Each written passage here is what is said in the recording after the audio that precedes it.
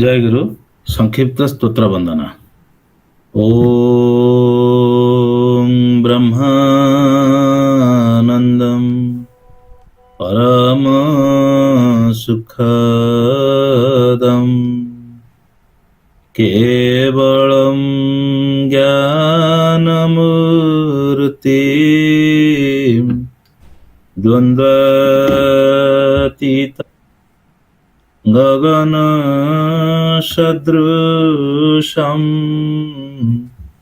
तत्त्वमस्यादिलक्ष्यम् एकं नित्यं विमलं अचलं सर्वधी साक्षिभूतं भावातीतं त्रिगुणरहित. In this book, the life story of Thakurjee is only of 200 pages. So we thought we have to complete that once we start. But the kind of response we are getting, the kind of members who are in queue to read or to give the recap is forcing us to think something else after completion of this book. So grateful to all of you, and also all our sincere gratitude to Thakurjee for encouraging all of you to join this auspicious journey through which we are becoming nearer and nearer to Thakurjee. So may Thakurjee bless all of you. Today the result of 10th and 12th have been declared. So by blessings of Thakurjee, many of our members have secured good marks. So all blessings of Thakurjee may be bestowed upon them. Let them do good in their career. Most of you would be also in this class who would be scoring good marks. So congratulations to all of you and all the best from our side. We pray Thakurjee for all the best from east and west in your life. Without further delay, I am requesting, we have got today Kumari Devasrita Samanta from Fulbani Sangha. So I don't know if all of you are aware about the geography of Fulbani. It is one corner of this state. So this is also another encouraging factor. Members from different sanghas are participating. So I am requesting Kumari Devasrita Samanta from Fulbani Sangha to recap the session of yesterday. Over to Devasrita. Jayaguru. Jay. Am I audible, Bhai? Yes, you are. Please go ahead. Yesterday we got to know regarding the visit of Thakurjee to Himalaya through Mussoorie, describing its panoramic view, where he had to walk barefoot due to the presence of his sacred Gurudev Swami Sachidanand, where his Guru was very careful towards Thakurjee. One evening, Guru Sachidanand planned to go Gaurima's ashram to stay during the night, as no shelters were available that day, and it was nearly 30 to 35 kilometers away from them.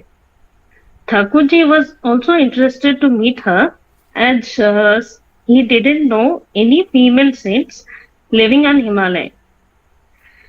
They reached her ashram at the midnight that day and made the elevated soul. Then we got to know the surroundings of Gaurima's ashram, which was present on the hill with bounties of nature, where mother was living alone, and she only meets the highly elevated souls, people in Kunja, in simple white cotton sari. Then Guru and Sishya went to Badrinath Dham or Badrikashram, and we got to know the significance of that dham. Then they moved to Mansarovar, where Thakurjee saw some celestial bodies because of his higher consciousness.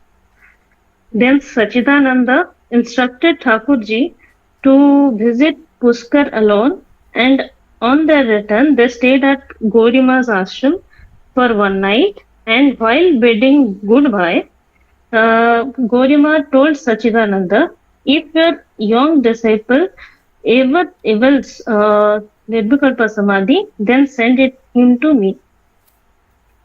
Then Thakurjee reached Dwarka, and we got to know the significance of that place as well. Here, Thakurjee started to live where he met a Bhairavi, and she confessed her feelings and proposed for marriage.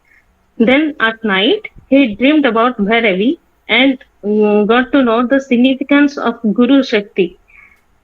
And then Thakurjee ran from the mud. Then Thakurjee reached Himlaj, a tantric pitha through Karachi, now in Pakistan. There he met Sufi saints and was happy as their opinions were similar to his studies in Vedanta, and he understood Sri Shankaracharya's opinions truly.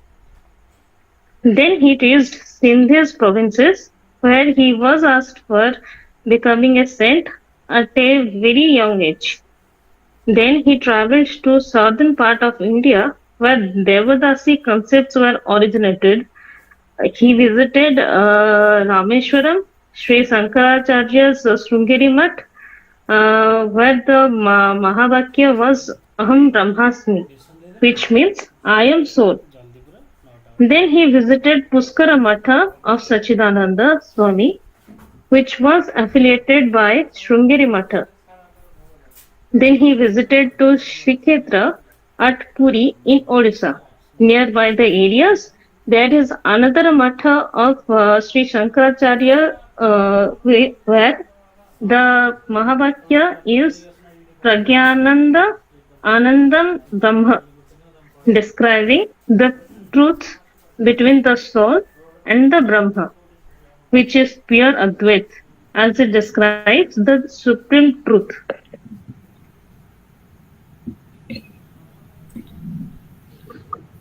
Thank I you. have completed. Okay, excellent. So thank you, Devasrita. As your name implies, you have described the yesterday's discussion in a very nice, very cordial, very slow, easily understandable for everyone in this group. So may Thakurji bless you. So let's give a good round of applause to Devasrita for her recapping the entire discussion of yesterday. So anyway, thank you, Devasrita. Now going to the next chapter, I am requesting Priyambada Ma and Devasish Bhai to declare the result of yesterday. Jayaguru everyone. So as you can see in the screen, we got total 49 responses yesterday, and these 3 Ma's, they are the performer of the day. So why we are saying performer of the day? Because at the same time there were only 4 questions of 7 marks, and at the same time we got around 10 responses. But these 3 marks, they got highest mark, like full 7 out of 7. So good try by all of you. So hope to see you in the next sessions on the screen. So the names are who got the full marks. They are Riddhima from Karnataka Sangha, Shivani Dasma from Ekamra Sangha, and Diksha Aradhanama from Kendra Sevaka Sangha. So congratulations to you all, and all the best for others. Jayaguru. Thank you, and all the best. Congratulations to all of them who have been declared as the performer and whoever have been attended the question and answer session. But I must compliment both Priyambada Ma and Devasish Bhai, because every day the performers are different. So this means the evaluation is perfect. Though everybody of you have attended, many of you are attending, so they are meticulously evaluating who is the fastest first. So because the questions are very simple, the answers are also known to everyone, because this is being derived from the same chapter whatever we are reading on the same day. So that means you all are listening very attentively. That's also a blessings of Thakurji upon all of you. So anyway, so all the best. At the same time, we show the scanner. I mean, at the same time, we get all the responses. So it is Yes. very good that they are attentive and responding well. Yes, yes, yes. So there is hardly any response after the session by opening books and all. So Yes. compliment to all of you. So this is also a good thing for all of us also. So now we have got another new member today, Anvesa Anindita. So I don't know how to introduce her. You all must be a fan of her prayers. She has got a very good tone. She's from one of the prominent, maybe I can say oldest, biggest, and best Sakha Sangha in Nilachala Saraswat Sangha, which is Katak Saraswat Sangh, Jobra Asan Mandir. We all have got something or the other inclination to that Sakha Sangha. So she is born and brought up in the same Sakha Sangha from her birth. So her parents are also very good Sevaka and Sevika in that Sangha and Kendra Sangha also. So grateful to we are grateful to have Kumari Anvesa Anindita in this group. I am requesting her to read today's chapter. Anvesa, Jayaguru, all to you. Jai Jayaguru. Oh, am I audible? Yes, you are. Please go ahead. Nigamananda arrived at Puri, situated on sea, and reaching there, he felt a different type of pleasure. He went to Govardhan Mutt and then to seashore, again came back to stay at Bogala Dharmasala. He could have stayed at Govardhan Mutt, but he did not because he wanted to enjoy the rituals, celebrations, and method of worship of Lord Jagannath. It is believed that these are not being influenced by the Jnana Marga alone.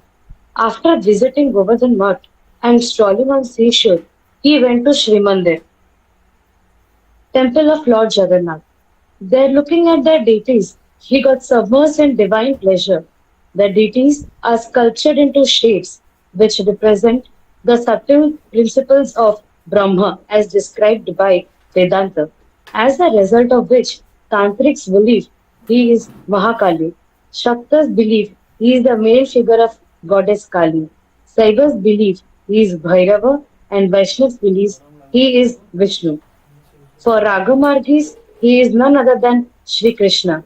Nigamananda thought, Lord Jagannatha is all that and yet something more. He came back to his resting place completely satisfied. He stayed at Sri Kshetra for more than 1 month and decided to leave for Puskara to inform his guru about his experiences of visiting the four dhamas. Sachidananda was very pleased to find Nigamananda back at Puskar. Nigamananda narrated experiences of his travel and realization at four dhamas.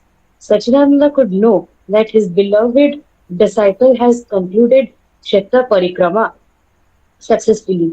After a few days, Nigamananda asked a very crucial question to his guru. He said that he has acquired knowledge which others may imbibe, but why he is not able to realize it? What is lacking in him for realization of the supreme truth? Sachidananda did not reply immediately. Next morning, he called Nigamananda and told him, O blessed one, Vatsya, I have given you whatever was there to be given. Self realization is very difficult in the path of the knowledge. I can see with clear vision that you should perform yoga. The theories and principles I have taught you, and whatever knowledge you have acquired by study of scriptures and through experiences of your travel, can be realized through yoga within a short period. Now you must take shelter under the Yogi Guru and under his supervision. I am sure you will become successful within a short period. For Nigamananda, it was bolt from the blue. He prayed Sachidananda, if that is the case, then you teach me yoga. I am not going to leave you.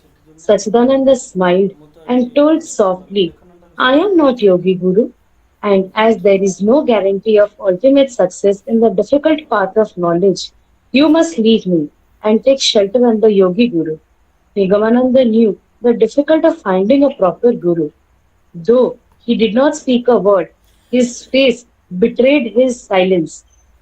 Knowing Nigamananda like lines of his palm, Sachidananda knew what is going on in his disciple's mind. He said reassuringly, "Do not worry, my son. You will find the Yogi Guru soon." Nigamananda had no option but to obey the command of his Guru.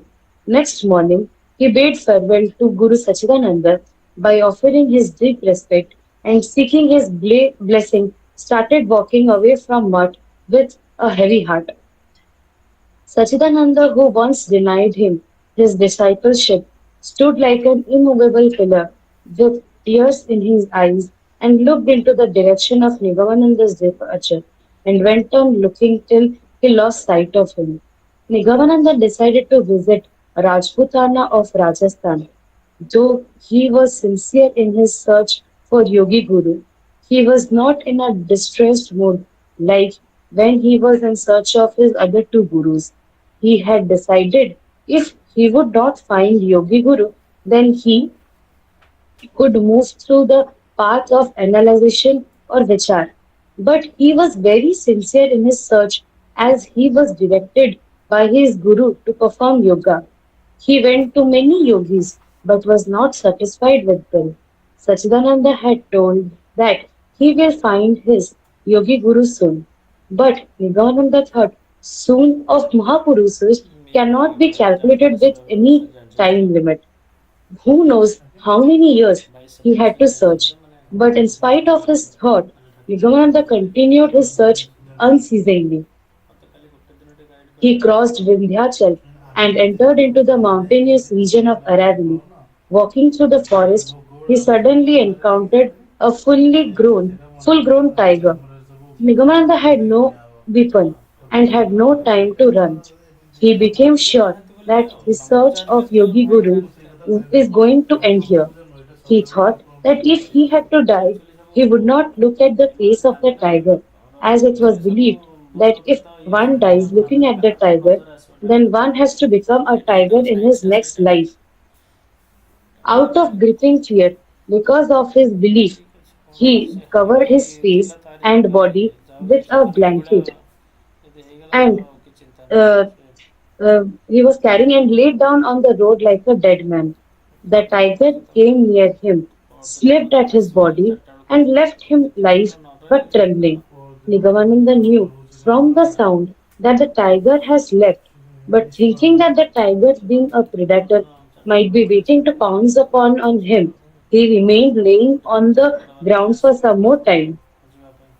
After some time, which seemed as ages, he heard the voice of some human beings.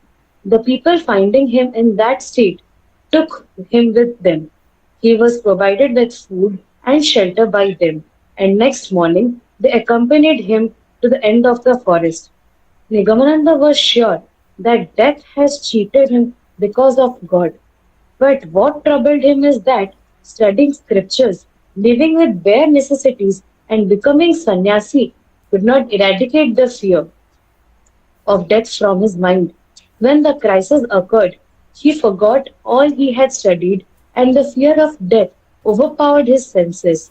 This episode enhanced the urgency to realize the truth, and in order to realize the truth, he had to find his yogi guru. During this period, he became witness to another two fearful incidents of tiger pouncing upon human beings and taking away the prize catch dig into the forest. He decided not to travel at night. However, every day it was not possible as shelters were few in that sparsely populated area. One day, he was walking alone in the mountain road of Kota district and for a long time could not get sight of a house. It was almost evening and he was very hungry. Suddenly and strangely, he met one beautiful young lady standing on the road as if she was waiting for him. She called him by his name and told him, Nigamananda, go in this direction. You will find a cottage, and the owner of that cottage will help you. Nigamananda was astonished to meet the lady who did not look like a local inhabitant, and moreover, how could she know his name? He wanted to ask her, but the lady dismissed his unasked question by the gesture, but the but the lady dismissed his by the gesture of her hand and said, "No more discussion. You are hungry and thirsty. Also, this part of mountain is infested with the predators. So walk quickly and reach the cottage before night falls." Nigamananda thought better not to argue and obeyed her directive. He started walking fast and after a while saw the cottage from a distance. The one room cottage was made up of leaves. A young lady was waiting outside for him. The lady looked like the one he has met on the road. She seemed not surprised, as if she was expecting him. She offered a mug full of water to wash his hands and feet. Nigamananda hesitated and, observing this, she herself poured water on his dusty feet. She then invited him to come inside the hut in a casual, relaxed voice, like a known person.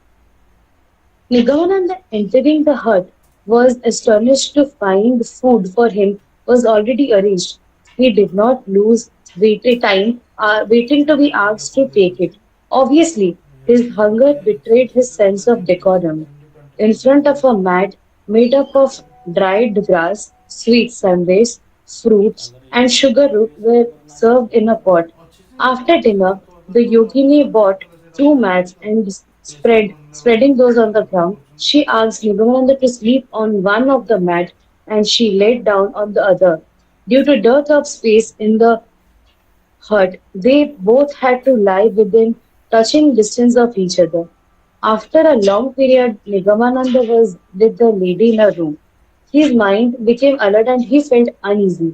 Observing him, the yogini said, "Perhaps you are not able to get some sleep." Saying this, she rose and started moving her hand on his head. Nigamananda became tense. Yogini said, "Do you doubt my intention?" He replied, "For a sannyasi, it is not decent to accept such type of service." She said, "I think you will not be able to sleep due to my presence in this hut. This then let me sleep outside. After all, you are my guest." Nigamananda did not accept her proposition as he could not send her out into the danger of the night. He, in order to make the atmosphere easy, started asking questions regarding her. He came to know that the lady whom he met on the road and she are friends, and they hail from Kashmir. They are Brahmins by caste. Being dispassionate towards the material pleasure in their childhood, they had decided to lead a monastic life. Getting the blessing by their guru, they have become successful in yoga. Nigamananda could not believe that, though she seemed to be of 17 or 18 years of age, she is an old lady of 15 years. It is because of the yogic power they have retained the look and vigor of youth. She told him that not only she knows his name and from where he has come, but also the reason behind his wandering. Nigamananda could know that she really had accomplished reaching the very high plane of yoga. He requested her to accept him as her disciple. Rejecting the request, she said, "You are young, and spending only one night with me is making you restless. How can you offer me your respect and dedication, which is vital in Guru Shishya relationship?" Nigamananda, pursuing the proposal, said, "Once I accept you as my guru, everything will change, including my thoughts and emotion. Please teach me yoga.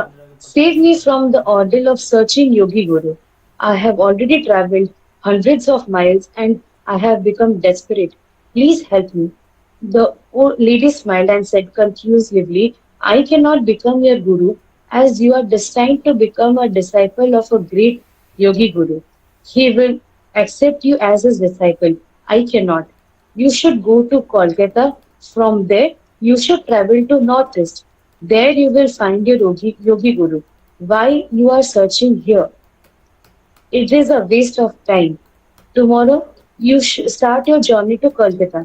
Nigamananda replied, "Without any money, it is impossible for me to board a train, and it will take months to reach Kolkata by walking. Bhairavi asked him to go to sleep as he was tired and assured him that next morning she will see what could be done. Next morning, she guided him to reach the nearest railway station. She, holding his hand upside, put some money into his palm and said that the money would be sufficient for his travel to Kolkata. Then she took leave of him, wishing him a peaceful journey. After she had left, Nigamananda started cursing himself for leaving her and the chance to learn yoga from her. He ran to the hilltop, which he had left an hour back, but found no trace of any hut at the place where he had spent the night. Bhairavi was never to be found again, not excusing himself for the folly he has committed, still cursing himself. He returned to the station, purchased a ticket, and boarded the Kolkata bound train. The money Vairavi gave him was sufficient covering the cost of the ticket and cost of his food during the journey. Reaching Kolkata, Nigamananda did not like to stay at his previous address as he had become a monk hence stayed at a dharmashala.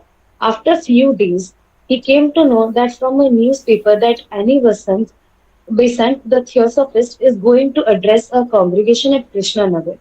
He wanted to know what Miss Annie Besant is going to speak about life after death, so he arrived at the railway station without the money to purchase ticket. One gentleman, observing him not boarding any train, asked him, "Are you going here somewhere?" Nigamananda disclosed his problem before him, and the gentleman purchased a ticket for Krishnanagar and he boarded a train. Reaching Krishnanagar, he went to one Parmeshwar Lahidi, who was an advocate. Mr. Lahidi was very happy seeing Nigamananda again. Next day, both of them went to attend the congregation. After the meeting was over, Nigamananda asked Annie Besant, have you told during your speech that the dead man remembers every incident of his life? From where you have obtained this theory? Annie Besant became angry because of the challenge put up by a young man. She shouted at him, "From my knowledge," Nigamananda asked her in a calm voice. There are many ways to acquire knowledge, such as from one's guru, from books and from one's experience or research.